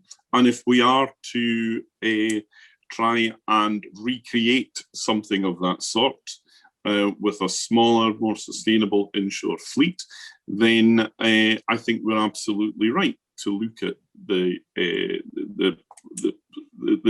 sort of idea of a 3 mile zone. I think what I see this essentially as an extension of the earlier discussion about MPAs. And I think in the first instance, if we were, you know, at the moment we're talking about it in the abstract, we don't have the hard data that we really need. So if you could find communities where you could bring the industry and the scientists and the community and the conservationists all together and pilot something like this, then you would be able to see the actual benefit that you would get from it, or not, as the case was going to be. And I think, just to pick up one of the points that John made, though, you've got to take the industry with you when you're talking about this sort of thing. If any sector in the fishing industry, be the fixed or mobile gear or a whitefish or even pelagic, but it seems unlikely. If they see this as being something that is done to them, then immediately it becomes divisive. If you are able to build that consensus and to demonstrate a commercial advantage by better, more sustainable fisheries management, then you'll take them with you. So that's a yes? It's not a yes to the sort of proposal of an automatic reinstatement. It would be a yes to allowing communities to come forward with a proposal that would then be the pilot that would let us make an informed, evidence-based decision on this, rather than just talking about it in the abstract. Yeah, sort of a yes. Mark, if I was to guess, I would say you're in favour of reintroducing the 3 mile limit? Yeah, and I made that point in my opening comments because, you know, I talk about line and sand. I think we're at a crisis point, and we need to see recovery and we need to see restoration of our inshore areas. And we need to recognise what the long-term economic benefits will be. But I think the difficulty is that even if we can't even have a pilot to try this out, then it makes it very difficult then to convince the wider industry, dredging and trawling industry, of what the benefits could be. And I think that's why I'm disappointed that, you know, the pilot that was proposed, I think in South Skye was knocked back by the Scottish government, because, you know, we have to start somewhere. But I think we're at a crisis point, and this just is a no-brainer to me. It should be put forward, and I think the economic benefits, in particular to the creeling sector, which is a high value sector, we shouldn't ignore that. And within that, there's the hand dive scallop sector as well. You know, so there are lots of economic opportunities for regenerating our seas in this way. But we've got to fully understand, and we've got to start somewhere. And doing pilot projects quickly, I think, would make a good start. But Thank you very much. I was going to ask Paul if he could support a pilot scheme, but he seems to have disappeared, presumably due to some connection problem. So, Claudia, what's the Labour Party's policy on this? Right, thanks very much, Rob. And it's a really important issue, how we go forward sustainably for our inshore waters. It's not only about inshore fisheries, it's about all the other aspects of it that work together. And I think that but the regional marine plans will be fundamental in bringing people together. And I think the Eclair Committee went to Shetland, Orkney, and the pretty contentious area of the Clyde, where there are so many conflicts, and I think that it will be important to have pilots for this. It may be that it's a blunt instrument, and it may be that even further out there should be certainly more prevention of dredging and trawling. So it's not only about that exact 3 mile limit. I do think, I mean, Scottish Labour has a commitment to have an inshore fisheries bill, and I think consultation on that will take forward discussion between stakeholders about the best way forward. And we are also, of course, as a Labour movement, very strongly committed with the unions and with many communities to a just transition. So if there were ways in which the fisheries could become more sustainable in our inshore waters, that is certainly something that we'd support. But we're not absolutely committed to a specific 3 mile limit at the moment. We're committed to sustainable inshore fisheries. Okay, so Lindsay, you heard those answers. You're still online, I think. Some definitive answers, yes or no, some a bit havering, you could say. What's your view? It was a bit disappointing. I mean, to me, it's a no-brainer. I think we've all seen the videos of what the seabed looks like after the dredgers have gone over it, and we also know what happened at Lamlash, you know, once they stopped dredging and bottom trawling there. So, I mean, there's a lot of emphasis on fisheries, but there's also a lot of marine tourism jobs. If we've got a healthy inshore sea, then, you know, there are going to be jobs and opportunities coming in that way. Okay, well, thank you for your comment. I see Paul Wheelhouse has reappeared. before, I'm sorry, I don't know where you went there, into some internet deep hole, I'm sure. Back. Quite a few, welcome back, quite a few questions raised there, but one of the things that kept coming up, which I can't remember whether you addressed, which I'll ask you to do very quickly now. So what about a pilot 3-mile ban? Apparently what Mark said, one was tried and didn't go ahead in Skye. Would the next SNP government try and do a pilot ban? Yes or no? I don't know the answer to that, Rob, but I'd be overstepping the mark if I did commit to that. But I know piloting has worked in the past. Certainly, we tried in the Sound of Barra SAC designation, and you may recall, to try and take a different approach to try and bring in the community. I think that addresses something that Alistair was referring to. But there are other things we can do as well around trying controls and fishing gear, obviously aligned to the REM, the remote electronic monitoring, coming into play as well, and restrictive vessel licensing as well, and also catch limits. So there are, if the problem we're trying to solve is the likes of dredgers coming into inshore fisheries areas, there are other ways of doing that rather than having a 3-mile limit. But certainly, I appreciate Mark's point. Piloting has worked in other types of initiatives, so I wouldn't rule it out, but I'm conscious that I'd be overstepping the mark to commit to that today. Okay. If I had a fiver every time a politician said I wouldn't rule something out, I'd be a very rich person. We've got only 20 minutes left, so I'm going to go to what I think will be our final question from Shona. I hope I'm pronouncing her name right, Shona Hoy.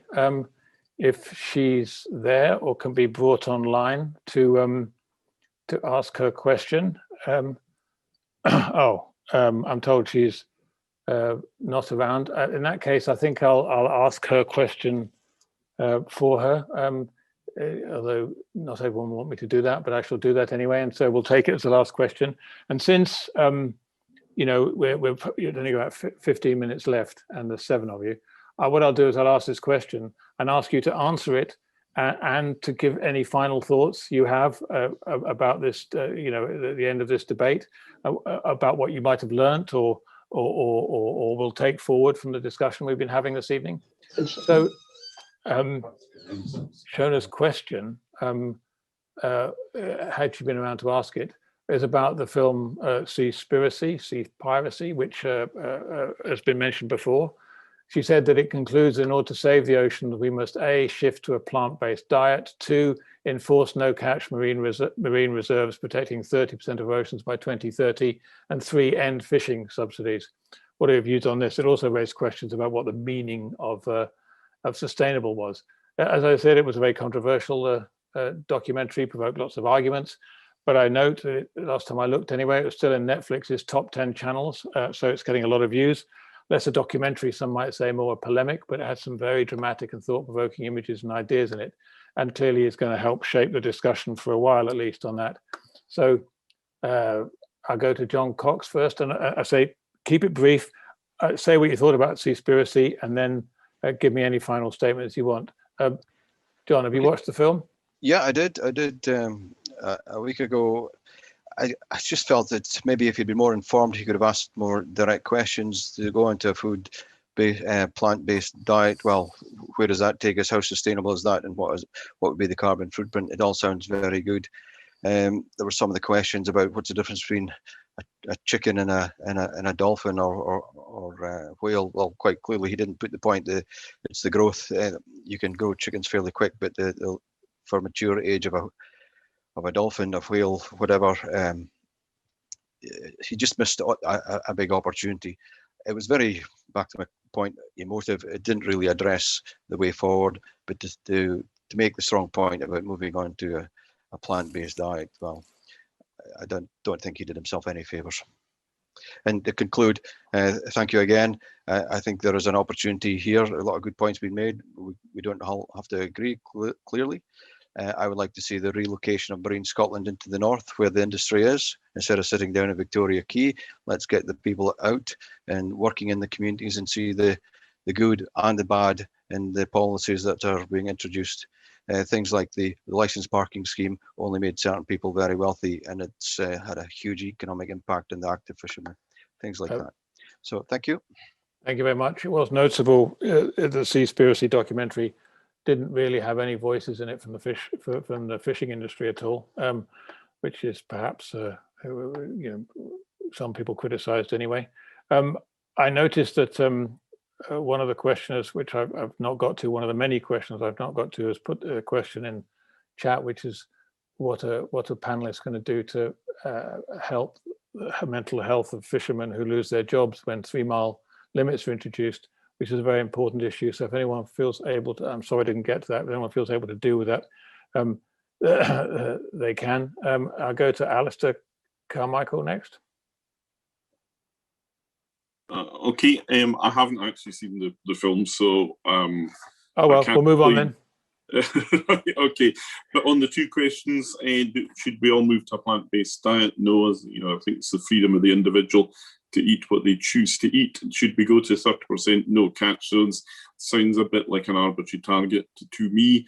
And it sounds again like the sort of high-level centralised decision-making that has actually brought us to the point where we are today. So unless there's a bit more evidence behind that than I've heard, then I wouldn't be persuaded. In terms of the overall debate, I think I would return to the theme that I have touched on several times over the evening, and it's the case for localism. Years ago, not long before I was first elected to Parliament, I attended a fisheries conference in Peterhead ahead of the 2002 reform of the Common Fisheries Policy. One of the speakers there was Mike Park from the Whitefish Producers Association. And I remember Mike saying something then that has stuck with me ever since, and it is that the further a fisherman gets from his own home port, the less he cares about sustainability. Now, I think it's a bit harsh, but something that Mike, as a fisherman himself, could perhaps say. But it does reinforce my view that the best management is the management that involves all the stakeholders, the industry, the scientists, the conservation groups, the people, the communities who are going to be most directly affected. And when I say industries, it's not just the catching sector, it will be the processors and the merchants as well. And that should be taken back to the lowest possible community level. You know, look, I started I wanted to reference plastic pollution, so allow me just to use your good nature here, Rob, to touch on that before I finish, because I think it's the dog that's not barked tonight. If you do it in 60 seconds. Okay. It requires regulation of the industry, the fact that we have far too many different sorts of plastic that are available. The preponderance of single-use plastic is something that has increased in the pandemic, not reduced. And it actually also touches on our relationship with the developing world as well, because we export far too much of our rubbish to the developing world. And that's how a lot of it ends up back in our marine ecosystem. Thank you very much, Alistair. Plastics, of course, was one of the many questions that some of our audience raised that we haven't had a chance to get to. Another time, maybe. Suzanne, I'll come to you next. I know you work in mental health. Perhaps that's a question you want to address. We're all very aware of mental health problems these days. And clearly, if you do things that radically change the fishing industry, that could be a problem. Yeah, I just want to say I put Samaritan's number in the chat for anybody who might be struggling with their mental health or with suicidal thoughts. There was a tragic death of somebody by suicide in a fishing community in Scotland just 2 weeks ago. It's a very precarious industry. It can be very financially insecure. Personal finance is one of the main drivers of poor mental health. So please do reach out if you do need support. It is there for you if you need it. From Samaritans, from Breathing Space, from SAMH, they can support you and you can get help. In relation to the documentary, I think it was emotive. There is a balance to be struck, certainly, and I'm not sure how if it did strike that balance, to be perfectly honest.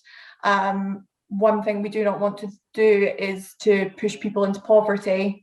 And I think that any changes that are proposed, and I do believe drastic changes are needed, they have to be considered in a way that does not put people's livelihoods at stake in such a fashion that would push families and individuals into poverty, and that would have a huge impact for people's health outcomes, a huge impact on the health of our nation and the well-being of our nation. So I think there is a balance to be struck, but I do not doubt that drastic action is needed. I would be hypocritical if I said a plant-based diet is the way to go, because I don't have a plant-based diet myself. But I don't doubt that a move to a more plant-based diet is a good thing. And I know that a lot of that was raised in the chat throughout this. And I think certainly we could all be eating less protein. But yeah, it was a very emotive documentary without doubt. Thank you very much for your comments, particularly about mental health. I don't think even the makers of the Seaspiracy program would claim it was balanced. I don't think that was what it was trying to do. But yeah, so let's go next to Harriet. Did you see Seaspiracy? What do you think of it? And have you learned anything from tonight's debate? I've not seen it, but I was hearing a lot of accounts on it on the radio, which had a lot of different opinions on it as well. I think from what I gather is, as everyone else has been saying as well, it was quite one-sided. Sort of the agenda was set and the story was going to fit it. And yes, obviously evidence is evidence-based, but it still has to be balanced. In terms of a plant-based diet, absolutely not. That's not what we should be driving towards. Yes, it should be a balanced diet and not one wholly reliant on fish and meat, but then at the same time, what's the alternative? We need, as humans, we are at the top of the food chain effectively, and therefore we need to make sure we can take the balanced approach that's needed. But if we were to then change our diet, if you take it from an animal point of view, if an animal in an ecosystem changes their diet, that has such a knock-on effect, and that can be positive or negative. And a negative way of us taking a plant-based diet is, for example, we still need space to grow food. Where does it come from? We've got the sea as an ecosystem. What happens? Oh, we can eat kelp. We'll dredge more kelp. Everything has a knock on. Or, okay, we're not going to take meat or fish from the sea. What we're going to have to do, we're going to have to grow more crops on land. That leads to more monocultures, which leads to lower biodiversity, or crops are being planted instead of trees, which leads to less carbon capture. So everything has a knock-on effect, and it's impossible to take things just completely one-sided. So no to the plant-based diet, but definitely yes to taking the health and sustainability of our seas more seriously. And I think that's something that everyone on this call this evening has really appreciated, but that is something that does need action and something that we should all be putting together to make sure that we get action on in the future. Our seas are really important for the climate, for biodiversity, and for us, and not just for economics or for food. As Susan was saying, just for mental health or ecosystem services, things that aren't tangible but are there. We need to make sure that we are replenishing the seas and keeping them and improving the condition and not letting them deteriorate for future generations. So that's pretty much my closing comments. But yeah, I think we're all on the same page, and we just need to make sure that we're working for our seas as much as we can. Well, on Zoom, in one sense, we certainly are all on the same page, so I'm not absolutely sure we're all on the same page on everything. Mark, I can ask you next. Seaspiracy, plant-based diet? Yeah, I mean, I've heard various views about Seaspiracy, and I think it was controversial, and I think what it has done is it's got people talking about the importance of the seas and the fact that we do have a nature and climate emergency, and there are major issues with our global fishing industry. And I think, documentary highlighted that across the world. So, it's already gone, I think, beyond where Blue Planet took us, because for a while, Blue Planet brought a strong focus on plastics and some of the marine pollution issues. This has really started to get people talking about the future of the fishing industry as well. So I think it's an important starting point. I think it's inevitable that we're going to have to move towards more plant-based diets. I mean, you've got the UK Climate Change Commission, saying that, we're going to have to see much more plant-based diets if we're to have any chance of meeting climate targets. It doesn't mean people stop eating meat and fish, but it does mean that we're reducing the consumption, certainly in line with health guidelines. And at the end of the day, that's going to cut climate emissions as well. So I think that's inevitability. And to be honest, that's where consumer trends are going anyway. People are generally eating less meat. I think Alistair made a good point, actually, just in closing, just about localism, because I think looking at the next session of the Scottish Parliament and the need for fisheries legislation to come in and the need to start to look at how decision making happens locally. The moment we've got inshore fisheries groups, you know, they're pretty much dominated by the industry, but I think we need to bring communities into this decision making and communities into the discussion around where the economic benefits can be. You know, I'd like to see more relocalization of some of our sea fish markets as well. Yeah, we export obviously huge amounts to Europe. And at the moment, you know, if there's anything that's affecting the mental health of people working in the fishing sector, it's the tragic delays and costs that sector is facing at the moment as a result of Brexit, and some of the kind of heartbreaking images of just, you know, lorries just, you know, being parked up and not being able to get their product to market. But I think, you know, that should send a signal to us that actually there are opportunities to relocalize some of our seafood marketing as well, and to relocalize some of the decision making and start to look more at the economic benefits as well as the environmental benefits of what local management can do. So I think that's a big agenda for the next session of Scottish Parliament, and the fisheries legislation that will hopefully come through. And I guess the one thing I'd say to everybody who's called tonight is listening in is hold every single one of us to account in whatever role we're in.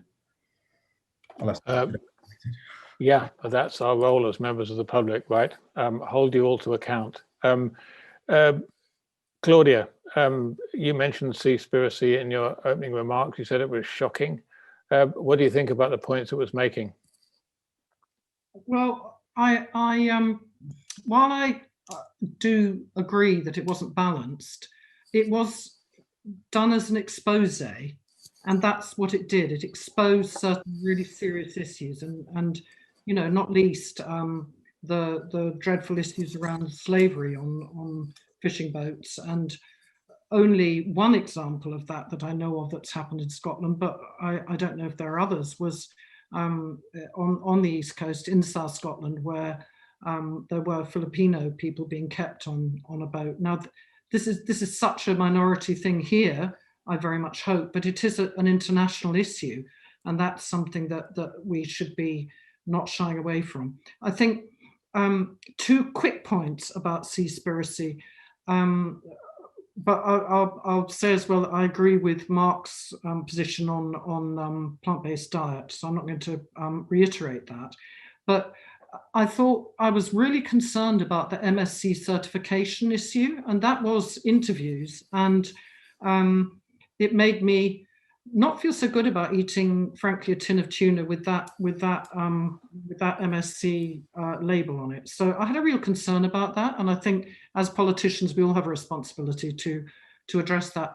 Another thing was the emphasis on plastic, which is a dreadful pollutant and breaks down, and we all know what all the arguments are, plastic in our seas, and we've seen the dreadful films of the seas of plastic. But the issue around fishing nets. Now, I think, why is that not being talked about? And that really got me thinking. You know, I've seen fishing nets near Tynemouth where my daughter happens to stay, but I just think that it's something that we should be addressing, and it may be that there should be some form of recycling arrangement for fishing nets, like there is for the bale coverings for farming, for straw bales. You know, that is then recycled. Yeah. Fencing. So that there were a lot of things that came up in it which really got me thinking and made me think, right, next Parliament, big challenges, and internationally big challenges.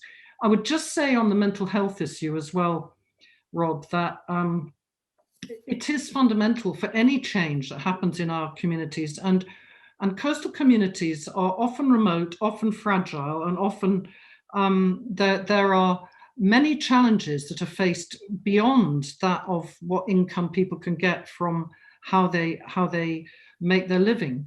But I think that is why a just transition, if there are changes, is so fundamentally important, so that if there's a shift from dredging and trawling over the coming years to another form of gaining fish or more creoling or whatever it may be, and if there's more marine tourism and less fisheries and more plant-based diet, then the people who are in the industry at the moment must be supported. And that is a Scottish Labour position, and and it's one that I'm very passionate about. And I think, frankly, we need a Just Transition Commission still, and I'm disappointed that there isn't one still. And that's not just for onshore, but for land-based issues of change, but for marine issues as well. So. Okay, I need to wind you up there, Claudia. Thank you very much. Sorry to interrupt. Otherwise, we're going to run out of time for our last panelist, Paul Wheelhouse, to have his say on Seaspiracy and what he's learned tonight and how he's going to go forward in the new government, or in the new Parliament, I should say. Yeah, not taking anything for granted, Rob, and not least my own return to Parliament. But I think if I've got one takeaway, I apologise. I haven't seen Seaspiracy as a programme, but I will definitely watch it, given what others have said. And clearly, from what you have said, Rob, and others have commented, that it's not necessarily intended to be a balanced piece, but to expose certain practices, as Claudia was just saying. But to address the questions, do I believe in an entirely plant-based diet? I don't personally, but I think, as others have said, where perhaps we have to have more balance, so we can all look to eat a bit more sensibly, eat and reduce food waste. Apart from anything else, one of the saddest aspects of Western diets is how much food actually gets wasted, that gets harvested and utterly wasted, so not used for nutrition at all. Do we have to have industrial fishing of the likes of sand eel, for example, which are vital for our ecosystems? Not sure that's a sensible thing to see, especially when we're seeing vulnerabilities in our seabird population. So there are consequences for human actions, and I do take that on board entirely. Do we have no catch areas? There may be an evidential base for no catch areas in some locations, if that's proved necessary to protect vitally important habitats and ecosystems. But in general, we talked about MPAs earlier. I think one takeaway from tonight's meeting, from the comments in the chat room, is that people are really looking for enforcement with teeth. And so if we are going to have MPAs, we need to see MPAs actually policed and enforced. And I do take that on the chin. That's something that's important. The system will work if we have proper enforcement of those MPAs. In terms of ending fishing subsidies, obviously there's a huge social value in the fishing communities and the fishing activity that we've touched on that earlier, so I'll not repeat it. So clearly we need to support that for reasons of the communities that are affected by fishing. And nobody wants to see a situation arise in Scotland, as we saw in the likes of Cape Cod in North America, with vast overfishing, total collapse of stocks, and the social impact that had on those communities, devastating impact. So it's in all our interest to get the balance right here. And that's the other thing I take away tonight. It's all about balance. And I know that's difficult to reach. And you're right, Rob, to the question of what is sustainable? What does that actually mean in practice? But we have to try and find that way through. I would just say to John Cox's comment about Marine Scotland, just to point out that Marine Scotland Science is based in Aberdeen. And I don't know about his community, but my community has got Marine Scotland officers in Eyemouth, and they are very active, and so they are spread across Scotland. So it's not an Edinburgh-based organisation. The vast majority of the staff are based around the country and doing a great job. And you're finishing now, right? Yeah. Well, just to point out, somebody highlighted in the chat room, Rob, about that's accused the Scottish Government of ignoring the nature emergency. We really aren't. I appreciate we could do better, right? But I recognise that climate emergency is about biodiversity loss as well as climate change, and those are two important objectives to address. Thank you very much. I'm sorry to shut you up, and well, not entirely sorry, because I'm sure we've been doing this for 2 hours, and I'm sure everyone wants to go and do something else now, if only go to bed. I'd like to thank all the candidates for their contributions, and to thank them for being clear and courteous. It was very valuable, I think, and for me, there were surprising areas of agreement as well as inevitable areas of disagreement, and a lot to think about. Apologies for the many questions we didn't have time to get to, which is always the case. Thank you, of course, to Our Seas and Open Seas for organising this, and thank you most of all, of course, for the audience for taking part. Of course, tonight's only part of a long-running debate over how to protect Scotland's seas, and the argument will continue for many years, I'm sure, and in the next Scottish Parliament. So if this evening's discussions have helped anyone better understand where the different political parties are coming from and what they might do, I'm glad.